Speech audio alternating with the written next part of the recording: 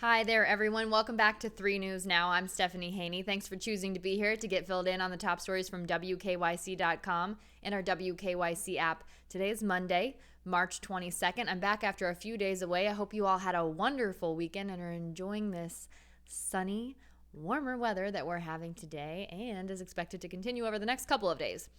Big news today. Governor Mike DeWine, while in Youngstown, said that for places that have open COVID-19 vaccine appointments, they are now allowed to schedule people who are 16 and older for those vaccination openings. He said, yes, there are still places in Ohio where there's a lot of demand for the vaccine, but there are some places that are having a tough time filling their appointments, so they can go ahead and open those up. We'll have more on what Governor DeWine said today in just a little bit. But next up, if you are looking for your stimulus payment and you're expecting a direct deposit, the next round of those direct deposits will hit this Wednesday, March 24th. That's according to the Treasury Department and the IRS. They said that today. Now, there are also a lot of paper checks and prepaid debit cards being mailed out. So watch your mail for those closely. The IRS and the Treasury Department says that more rounds of payments will be going out weekly moving forward. And if you want to track your payment,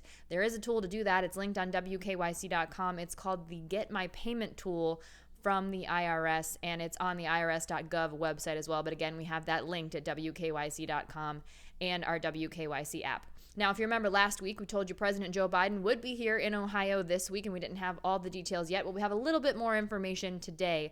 The president will be at Ohio State University's James Cancer Center, and that will be on Tuesday.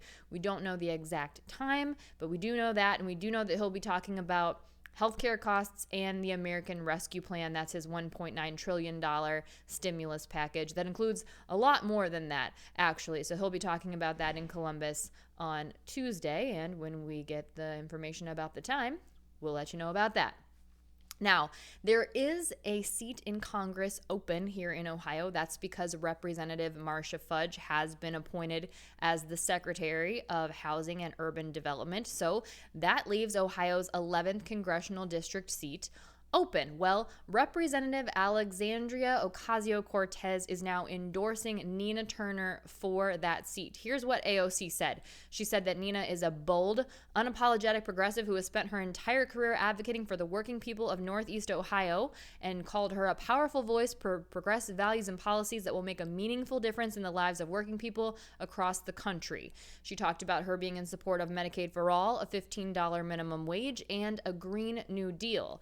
AOC then went on to say, I need her alongside me in Congress in the fight for racial, economic, social, and environmental justice. Now, in response to that endorsement from AOC, Turner said this, I am very honored to have the support and endorsement of Congresswoman Alexandria Ocasio-Cortez. We stand in solidarity together in this movement to lift up the poor, working poor, and barely middle class. I look forward to working side by side with her in Congress to deliver on progressive policies like Medicare for all, a Green New Deal, and the cancellation of student debt. Now, Turner is a former Cleveland City Council member and also former Ohio State Senator. She's known for her progressive beliefs and a close relationship with U.S. Senator Bernie Sanders, which is a person that AOC is also known to have a close relationship with. Last week, Turner talked with our very own Russ Mitchell about why she wants this open seat and why she thinks that she's the best person for the job.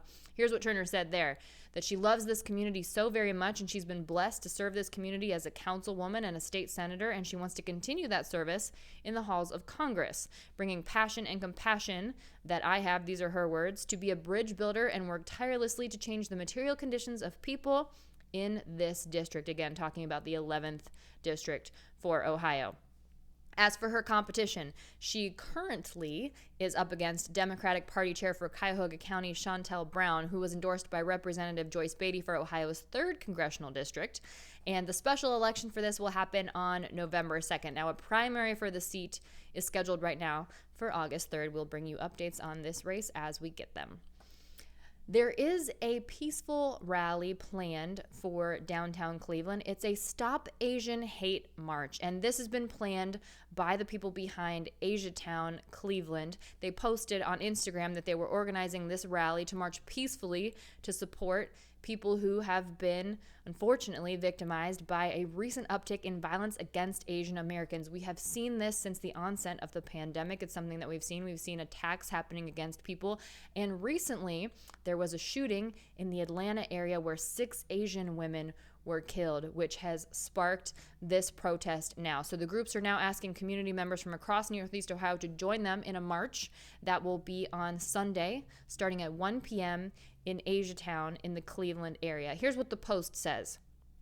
Gather with us to hear from local AAPI leaders and allies about what we can do right here in Cleveland to stop anti-Asian hate and show your support for our residents, workers, businesses, and community members. In a year where we have all been told to go home, we hold this space to show our community that this is our home. Now, if you do plan on attending that event, Asiatown Cleveland says that masks are required and social distancing measures will be in place for that rally and march. We'll bring you more details, of course, as we have them. Now, in his press conference today, Governor Mike DeWine did relay the information that Ohio has now surpassed 1 million confirmed cases of COVID-19. And he did say this. He says that we've been starting to see a plateau in cases. Cases were dropping for a while and have leveled out, but we do need to keep watching it, and that some neighboring states are seeing an increase in their cases. And he also talked about the variant, the UK variant that is known to be more contagious. He said that the total variant count was 32 cases 2 weeks ago, but now there are 173 variant cases here in Ohio. And he says this is not the time to throw caution to the wind, that we were in the final stretch of the marathon, but we have to keep masking and social distancing. This is as Ohio tops 1 million COVID-19 cases 378 days after we first learned of the pandemic being present here in Ohio. So with that, let's talk about the current COVID-19 numbers.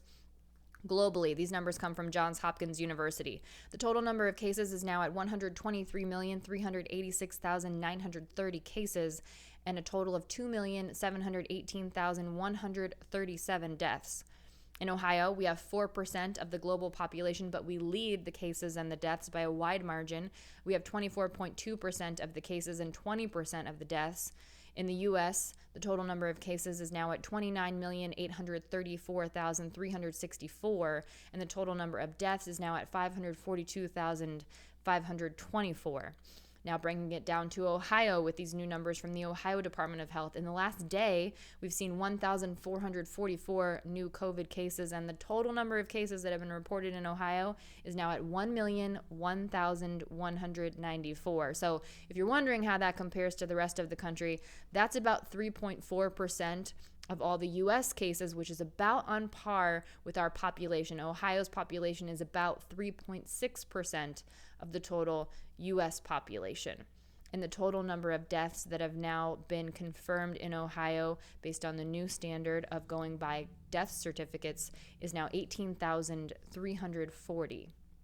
In the last day, we've seen 78 new hospitalizations related to COVID and a total of 854 people in the hospital right now being treated for COVID, with 224 of those people in the ICU, and we've seen 13 new ICU admissions in the last day.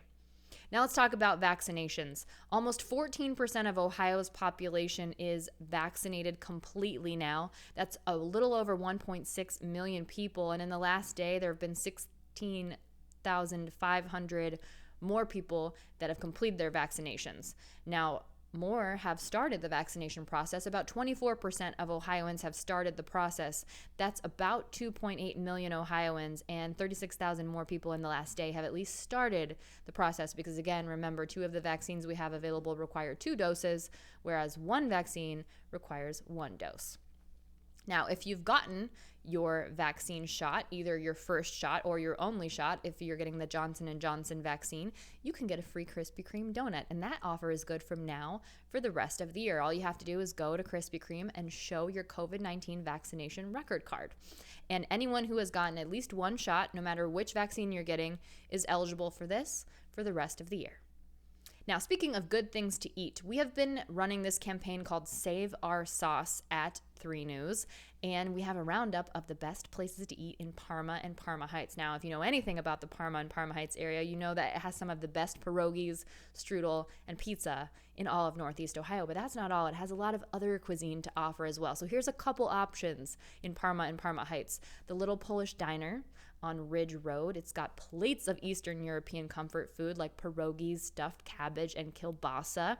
And you can also try all of those together if you get the popular Tour of Poland platter. Another place, Empanadas on Ridge Road. It's literally just called Empanadas. It's completely devoted to empanadas. And they've got all kinds of options. They've got the breakfast-friendly bacon, egg, and cheese option. They have Puerto Rican-style tripleta combos that have pork, ham, and chicken.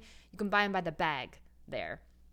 And there's also Miso Japanese on Brook Park Road with amazing sushi. You don't have to come downtown to get great sushi. You can get it right in Parma and Parma Heights. You can get your sashimi, your nigiri, your rolls, your hand rolls, your specialty rolls. But even if you don't really love sushi, there's lots of other options. They've got tempura, teriyaki, rice bowls, and noodle bowls to choose from. Again, that's Mizu Japanese on Brook Park Road. Lots more options on WKYC.com if you want to know what's good to eat in the Parma and Parma Heights area. Now, coming up this summer, there is a big concert lined up. It's called Bash on the Bay, and this is at Put-in-Bay, and it's August 25th and August 26th, and the headliners are Blake Shelton and Keith Urban. So the people who put on this event, it's produced by 614 Events. They said to have one of these people would be amazing, but to get both of them guarantees this is going to be the best Bash on the Bay that they have had. So here's the lineup. August 25th, that's a Wednesday. Blake Shelton, Runaway June, Cale Dodds, John King, and Cumberland Run. And on Thursday, August 26th, Keith Urban, Carly Pierce, Walker Hayes, Corey Farley, and The Outliers. Those tickets go on sale this Friday at 10 a.m. at etix.com. We've got it all linked at wkyc.com. By the way, if anything happens and it gets canceled for any COVID-related reasons, refunds will be issued for all tickets. But fingers crossed, that doesn't happen. One more thing to let you know before we head out of here today. Cleveland photographer Greg Murray has a new book coming out. It drops tomorrow, Tuesday. It's called Peanut Butter Puppies. It's a sequel to his first book, Peanut Butter Dogs. You can probably guess what you're going to see in this book. It's a ton of puppies licking peanut butter off of their snouts. It's absolutely adorable. Every single puppy in the book is a rescue puppy.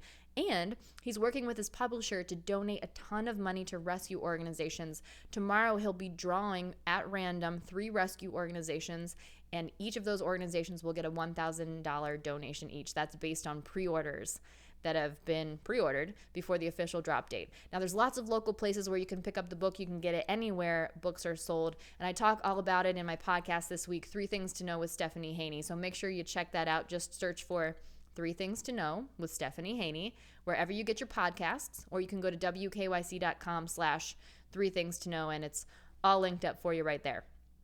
Okay, that's it for your 3 News Now update for Monday, March 22nd. I'll see you next up with your trending stories on What's New at 5 p.m. in the Clicking in Cleveland segment, and I'll see you back here tomorrow for more 3 News Now.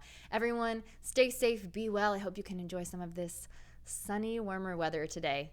I'll be back here tomorrow. I'm Stephanie Haney.